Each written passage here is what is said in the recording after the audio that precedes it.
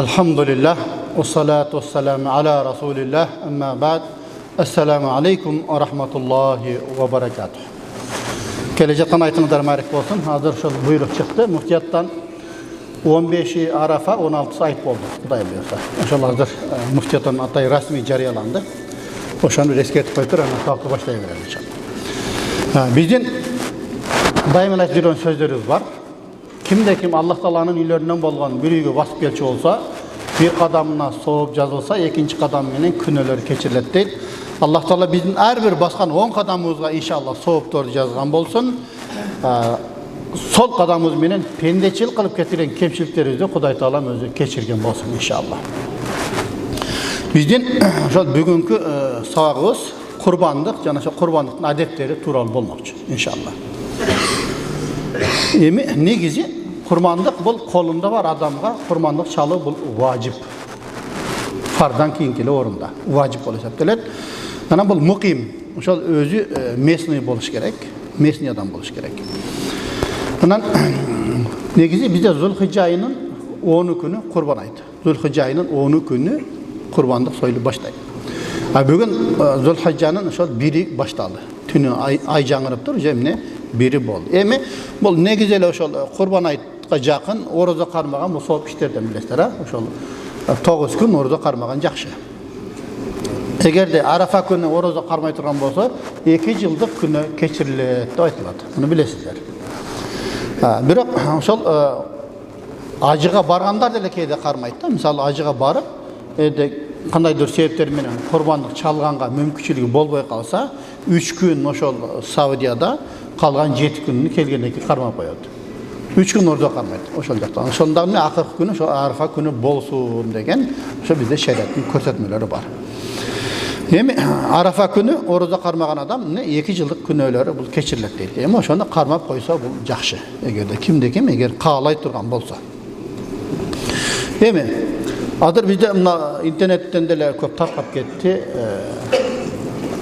Kurbanlık soyam dep niyet kılgan adam ошол Zulhicce ayı baştalışı menen tırmağını albaş gerek, çaçını albaş gerek dep ошондой bir emeler tarqap ketdi da. Bul hadisçe mansuk o küçün jogotkan bizde bul mubah darajasına dele düşüp kalan da. Anday nerse yok. Melestetik var bul ne? Ошол ажыга баргандар, чачын алдырбай, курбандыкты чалгандан кийин чачын алдырат деп, ажыга баргандар үчүн айтылган да бул негизи алып караганда. Бизде болсо элестетип көр, 10 күн курбандык союм деп ниет кылдыңыз. Анан курбандыкка 2 күн калганда бирөөлөр сизди конокко чакырып калды. Элестетип көрүңүздөр, мындай уже тырнак уже мал сое тургандай эле өсүп калса керек анда. Аяк жерде. Демек бул тазалык деген нерсе да бизде, ал тиешеси жок ал бизгечи. Ал ошол ажыдагыларга тиешет. Негизи бул андай нерсе бизде жок. Курбандыкты ниет кыласызбы, ниет кылбайсызбы, бул тазалык маселеси. Кенен чачыңызды алып, тырмактарыңызды ала бериңиздер. Бул негизи бизде биздин именно биздин Ханафи мазхабында ал нерсе жок. Мисалы Ханбали мазхабында бар деп айтышат, негизи биздин Ханафи мазхабында ал нерсе жок. Эми бул жерде Qanday koy soyuş gerek деп тұр, шол құрмандық жақындағанда эле бизге суроолор көбөйүп кетет да.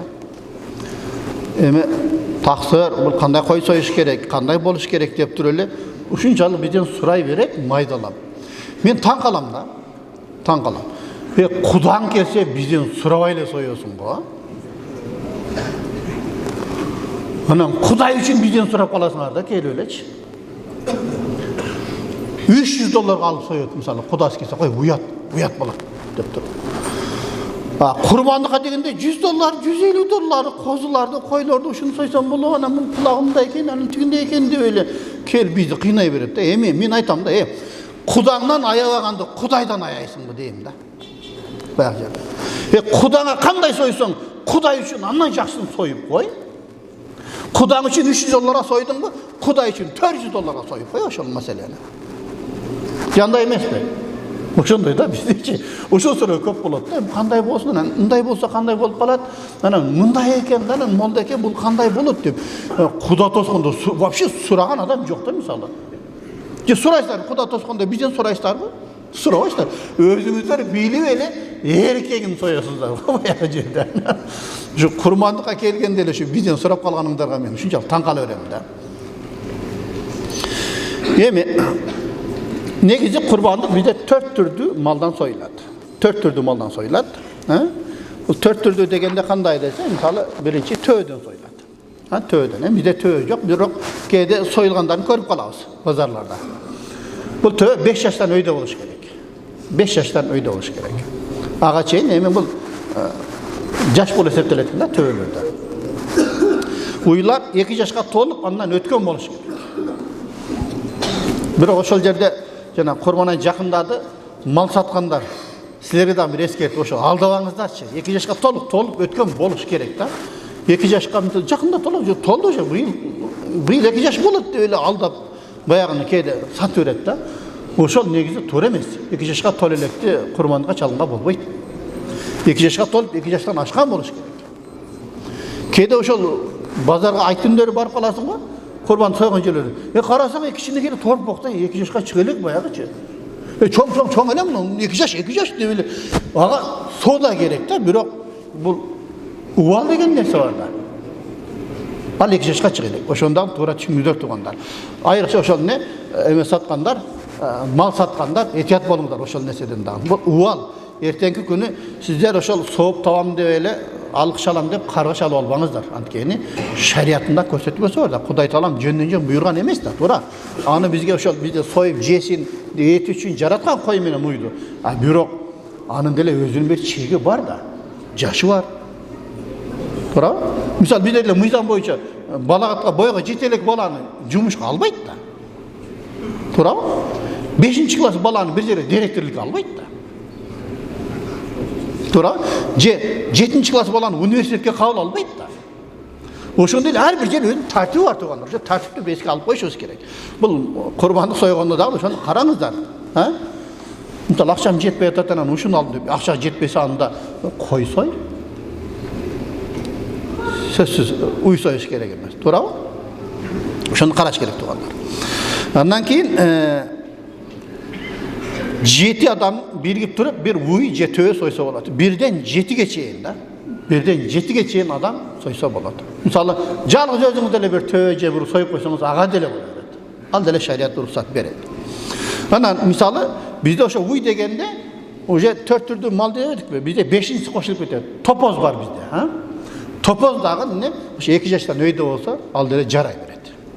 Topoz dağın kurbanlığa jarayt. Oşonda eğer 7 adam birigip durup eğer de kurbanlık çala turgan bolsa, oşo 7 öysünde birdey bölünüş gerek baası.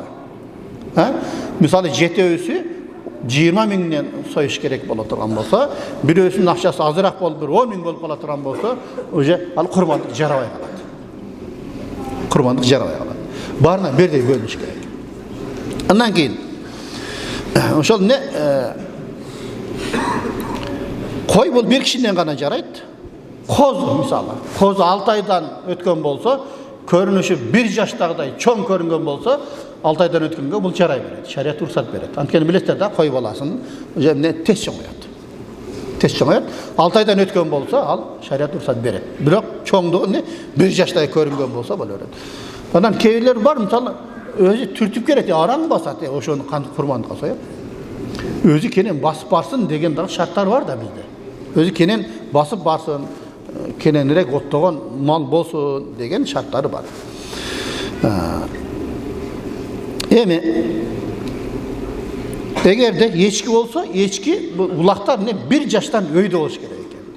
Min semiz bolsa dele yeçkiniki 6 aydan keyin jarayt. 1 yaşka tolup ondan aşkan boluş gerek deydi.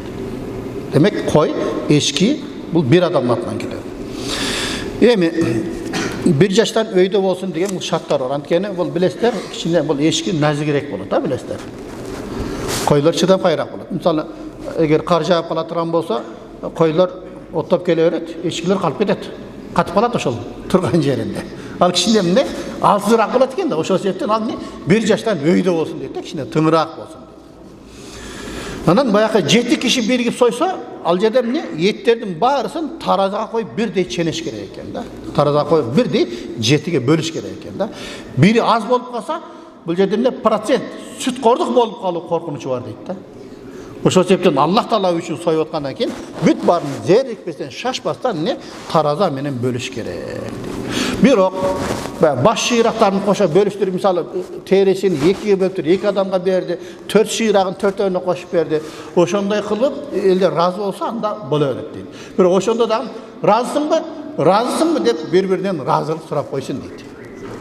Себеби бул жерде ушуга кетип калды да деп туруп наразы болуп кала турган болсо, анда дагы сүткорлуктай бир туура эмес жагы болуп калышы мүмкүн. Коркунучу бар дейт да. Ошондуктан ошол жагында карашыбыз керек. Андан курбандыктын убактысы кандай дейт. Курбандыктын убактысы ошол айт намазы окулгандан кийин. Айт намазы окулгандан кийин башталат. Эгер айт намазы окулганга чейин союлган болсо, ал жөнөкөй эле союлган мал болуп калат дагы. Kurban ayttan keyin qayra so'yish kerak bo'lib qoladi da. Ko'ribsizlar. Ошондуктан не? Бул жерде намаздан кийин союу шарт. Биз де ошол намазга барганда курбан айта билесиздер, эч тамак даам ооз тийбестен чыгыш керек дагы дейт. Анан не? Курбандыкты союп, ошонун этинен ооз тийиш керек дейт. Орозодо бизде тажатты го, эртең арапа бир күн айтты депчи. Мында курбан айтты, ошо арапа деген нерсе орозодо жок андай нерсе. Орозодо мисалы эмне? Мурда да айтканбыз, шектик деп коет. Эртең айт болобу, болбойбу. Эртең ай жаңырабы, жаңырбайбы деп туруп шек, күмөн болгон күндө ямы шак деп коет, шектик деп коет да баягы жерде. Шектик андан кийин айт болот орозодо. Курбан айтты арафа, анткени элдин баары арафа тоосуна чыгат. Эртеси күнү бизде айт болот. Эртең арапа, бир күн айт деген бул не курбан айтта бар, орозодо жок. Эми ошо маселенде мисалы биз айттык, айт намазын окугандан кийин курбандык союш керек дедик. Эми айт окулбаган айылдар бар да. Туурабы? Жума намазы окулбаган айылдар бар мисалы. Же мешти жок айылдар бар. Булар кандай болот деген дагы суроо туулушу мүмкүн да. Булар ошол не таң аткандан кийин курбандыкты чалса, булардыкы жарай берет. Алардыкы жарай берет. Мисалы кээ бир алыскы райондар бар, мисалы же мешти жок, же 2-3 айыл биригип туруп бир мешитке келип окуйт. Ошондой кээ бир мешити жок, жума окулбай турган, айт окулбай турган айылдарда таң аткандан кийин эле курбандыгын чала берет. Ага шарият уруксат берет. Себеби бул себеп да. Эгерде жума окула турган мындай шаардагы мешиттер болсо, сөзсүз түрдө айт намазын окуп, айт намазынан кийин гана биз курбандыкты чалышыбыз керек экен туугандар. Эми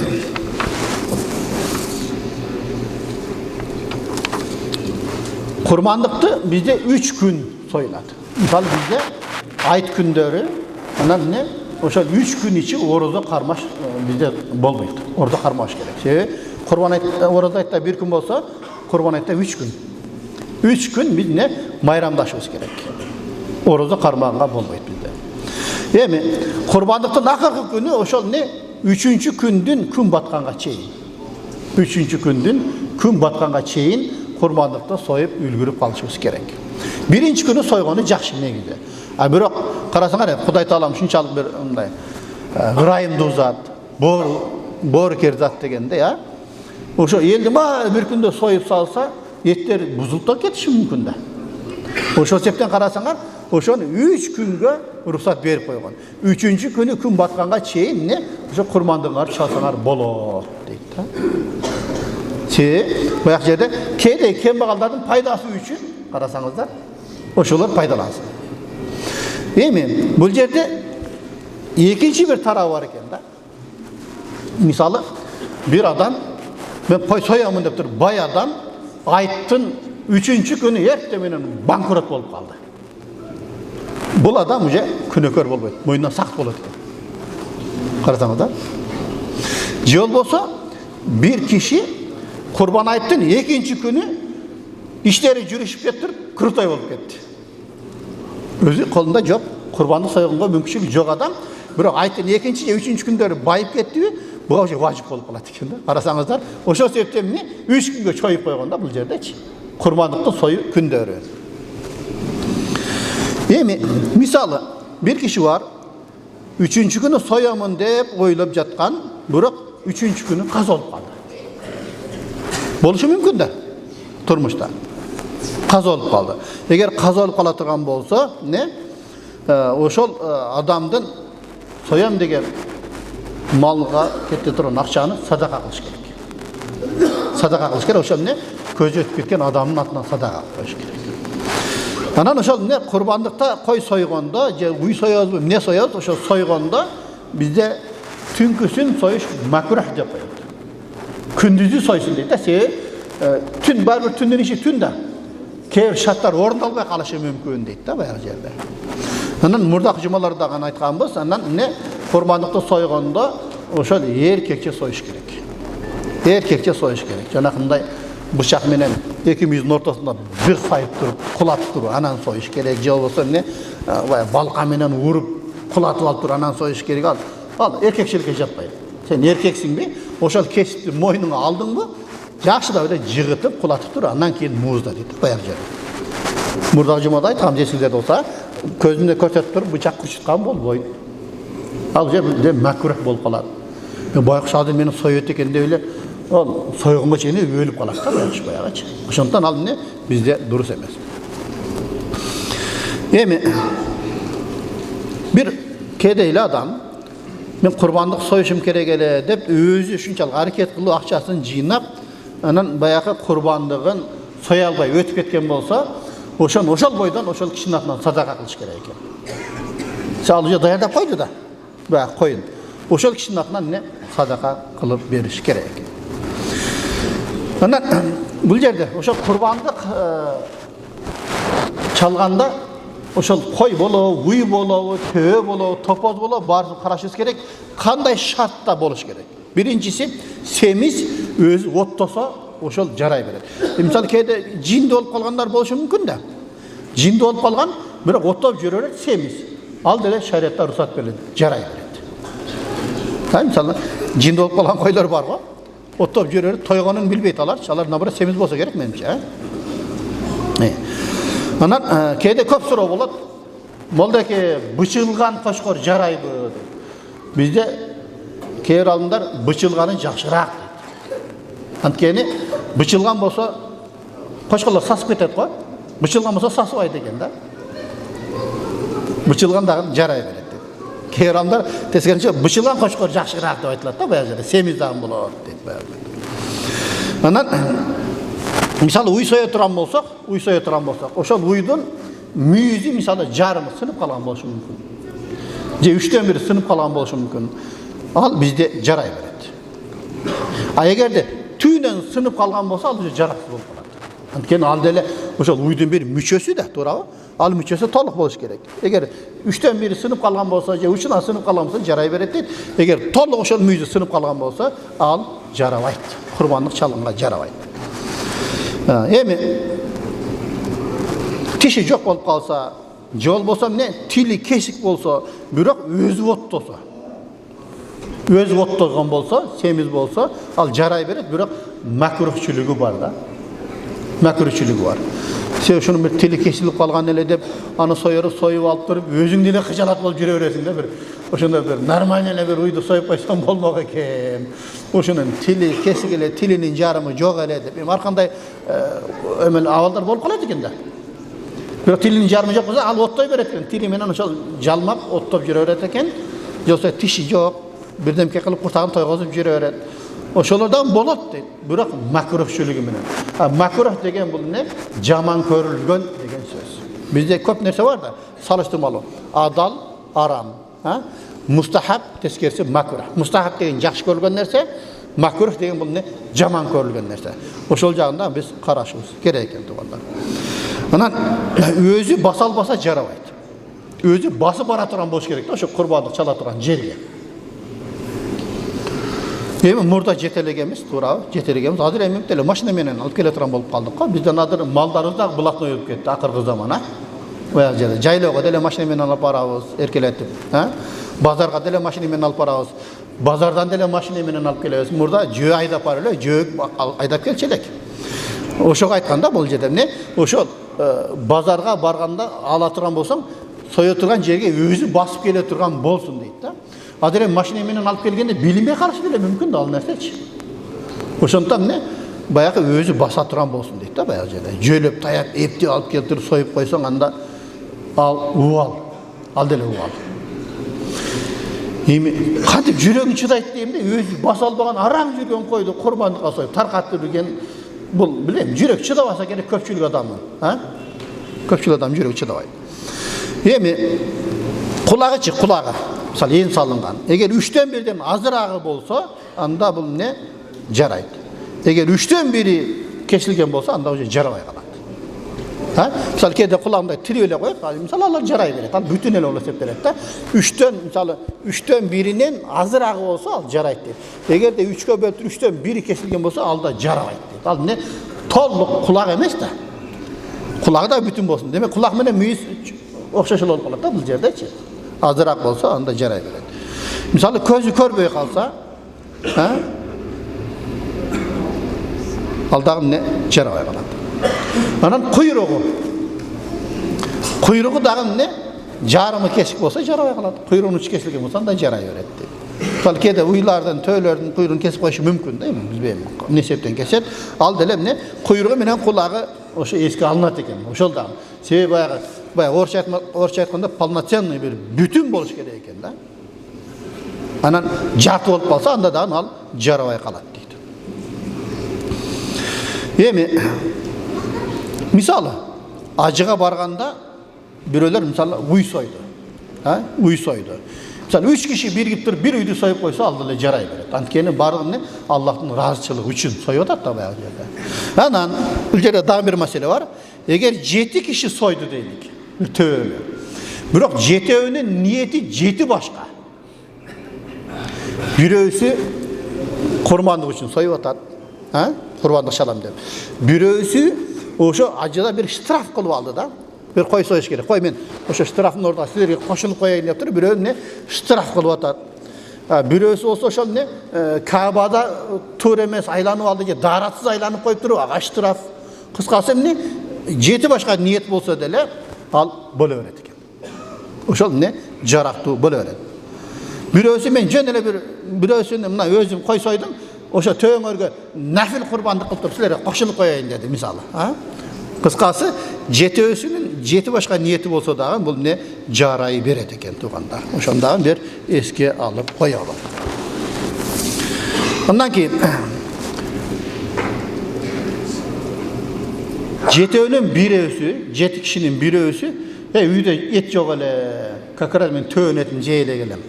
Бир кошулуп туруп бир эттүү болуп калайынчы деп туруп, ошентип жөн эле соопчулук эмес, үйдө эт жок эле деп туруп кошула турган болсо, анда баарыныкы жараксыз болуп калат экен. Карасаңдар, ниет бул жерде эмне?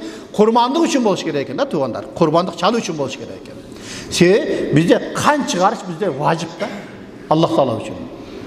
Этти таратуу важип эмес керек болсо. Аны жөн эле курмандык деп ниет кылып тур, анан өзүң жесең боло берет. Жана бир эт жеш керек эле деп туруп ниет кылсаң, ошол жарак. Ошол жерде курмандык деп ниет кылып койсо, ошол жарамак да мисалы. Карасаңыздар, ошол жагындагы биз эске алышыбыз керек. Мисалы, курбандыктан өзүбүз жесек болот экен. Садака кылсак дагы боло берет экен. Кыскасы эмне? Бул өзүбүз билет экенбиз. Анан бирок эгерде назар кылган болсок, ошо курбандык менен назардын экөөнүн айырмасы бар да. Назар кылсак ошонун эмне эмеси өзүбүз жегенге болбойт. Мисалы мен аман эсен ушул оорудан айыгып кетсем бир кой союп берем деп назар кылдыкпы? Ошол койду сойгон экен өзүбүз жегенге болбойт. Эгерде жеп койгон болсок, канча өлчөмдө жеген болсок, ошончо акчаны бир муктажга садака кылышыбыз керек да баягы жерде. Карасаңыздар, ошондагы айырмасын билиш керек. Эми курмандык чалынды дейлик, Өзү бизде шариат боюнча кандай көрсөтүлгөн? Шариаттын көрсөтмөсү кандай? Курмандык чалгандан кийин кандай кылышыбыз керек? 3төн 1 садака кылабыз. 3төн 1 дос жар бар, кошуналар бар, жек жааттары менен жесек болот.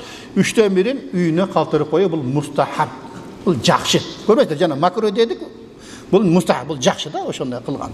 Бирок ошол жерде мен үйдө жетиштүү эле деп туруп, бүт баарын эле ошол муктаждарга берип коёсоң, бул деле жакшы. Бул тескерисинче жакшыраак болсо керек дейм да. Ошо шылтоо менен, сиздин себебиңиз менен бир үйдөгүлөр эт жеп, кичине куурдаш жеп калат, шорпо ичип калат дегендей бир мааниде да. Эми эгерде үй бүлөсү чоң болсо, аны таркатпай эле, мисалы үй бүлөсүндө бир 20 киши болсо, Ana tarqatpayla şu uydagilar menen bir jebal al dep turup özleri jese dagы al bola berdi. Özleri jese dagы bola berdi. Себеби bizde men aytdım ha, kan çıgarışı vacip, tarqatışı vacip emes özü negiziçi. Eger özünde muhtaçlık bolsa özü alıp kalsa dagы bola berdi. Bizde olsa misalı ayıjelerde köýünçe kurbanlık çalattan eldi çakırtır bir tele barını şol elleri tarqat beredi. Nezi al dele ziyanı yok. Al dele bola beredi. Yemi kurbanlık çalgan adam eger özü jol jobosun bile turgan bolsa özü muzdagany jakşyrak. Biz murdaq sakta aytkanbızda demek 4 nerse kesiliş gerek dedik ha. Kızıl öngöçü, kekertegi, iki kan tamırı 4 kesiliş gerek. Yok degende 3 kesilse al jarakты bola beredi de otadı bayak jerde. Jol jobosun bilse özü muzdagany jakşı özünün kurmandygyny. Egerde özü soy albasa, anda oşo bürögө soydurup, oşol jerde özü karap turuş gerek. Özü karap turuş gerek. Karap turgany jakşı. To'g'ri emas bo'lib qalbasin deb. Anan qurbanlıkta soyganda Bismillahi Allahu Akbar deb turib muzdaş gerek da, ha? Andan keyin oşo imam damılan atından Allahu Akbar dese alda jarar. Bu jerde Allah'ın ismi menen da. İmam damılan atından dese misalı, men atından atasa men atından bolup kalat da bu jerde. Allahu Akbar deb Bismillah Allahu Akbar deb Allah'ın atından soyuş gerek. Anda jemne başka söz koşulsa bu makruh bolup kalat bu jerde. Bu jerde anan dagы bir mesele var. Terisin satsa bolboyt da. Kurbanlıkka çalıngan maldan terisin satkanга bolboyt. Аны sadaka kılış gerek. Je satkan bolsa oşo satılgan akçaсын dagы özüňe paydalanbay emne oşonda muhtaçlarga sadaka kılıp beriş gerek. Nege dese Peygamber hadisi var. Kimde kim kurmandygynyň terisin satsa kurmandygy jarabayt degen hadis var. Oşonu biz aldık mı? Algandan keyin terisine çeyin büt barısın ne? Biz Allah yoluna berişimiz gerek ekan. Allah yoluna ketiş gerek. Ha biz olsam ne? Bayağı soygan adamlarda olsam ne? Akısına terisini veremeyik. Allah durus emes. Soygan adamga çeyin akısını төлep ber, al kurmandyk al. Al dele ber muhtaçga ketiş gerek. Satsaң dele satıp dur oşo bir üymülöge beriş gerek oşonun akçaсын. Muhtaç üymülöge. Mına tuğanlar. Demek bu kurbanlıktın dagı özünün yol jolları var. Misalı keyler var da kurbanlık algan jün ösüp ketken eken dep jününü alıp alat dagı üye taşlap turup özünün kurbanlık kılat. Oşol dagı durus emes dep aytary жерdeçi. Oşol ne? Jününü dagı oşo biröge beriş gerek. Fiyal ne? Jünü büt kurbanlık ataldı mı? Jünü dagı, sütü dagı bardı oşol ne? Birölerdiki oşo muhtaçların akısı olsa dilet. Misal bir uy aldın. Uydan oşol ne? Sütü var eken, sütünü sağıp alma iş bayt. Bayak jerde körбөйт. Oşol dagı bolboyt da. Kança süt bolsa, oşo süttün akçasındagı ne? Biz başka biröge berişimiz gerek. Oşonda sadaka kılışımız gerek tuğanlar. Mına oşondan tuğanlar biz oşol nesege köýrek köňül böleli tuğanlar. Hem bol oşol eme boyunca, kurbanlık boyunca.